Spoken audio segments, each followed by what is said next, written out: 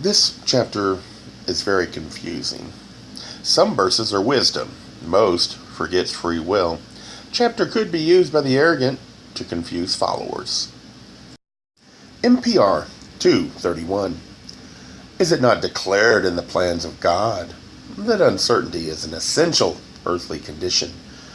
Yet this you may know, that if you be worthy, and very few are, there is a method whereby you may look behind the veil, and then no longer will you walk in uncertainty.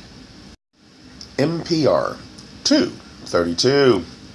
However, for men in general, the undiscovered God is not apparent. He has no man-made image in his likeness, and he stands in obscurity behind the great alcove beyond the temple, within the place of flame.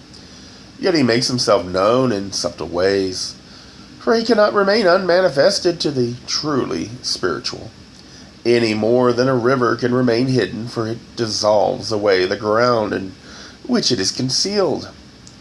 So will the great God spring forth in the midst of material things, and dissolving away their solidity, shine forth to the sincere seeker. MPR 233. He is not a new God, but the oldest God of all, the Father of all ages, the ancient one of yore. He requires no temple to establish his glory or sacrifice to give him strength.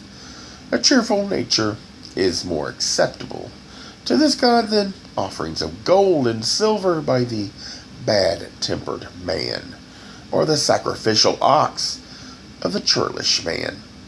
He prefers the man who gives a willing hand to his neighbor to one who brings him treasure. MPR 234. A word of encouragement to a man in distress is of more value to our God than loud praises in his temple. He does not take all and remain mute. He seeks not gifts with no purpose or wasteful sacrifices. What can man give that will add to his glory? What thing fashioned by man could benefit the one God who, by taking thought, could create a universe? Verse 31 is interesting, however, it never finishes offering the path. Overall, it's true that free will means uncertainty, yet so much of this chapter says the opposite. Maybe it was edited and someone added parts, so it has become confused. Hard to know. But what's been done has made this a very dangerous chapter. I like the imagery in verse 32. It is verse 33, however, that I most vigorously agree with.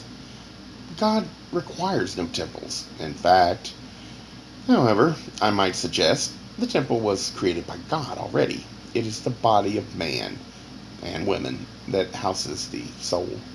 But no man-made structure would hold God as if he was an animal in a cage. Not only a cheerful nature, but a tolerant one, a person with humility flowing through them, and nurtured, not thrown away, as if it is an old garment of no further use. That is far more to God's liking. Gold is a material thing, of value to the worshippers of carnal lust, not to a God that is harvesting souls.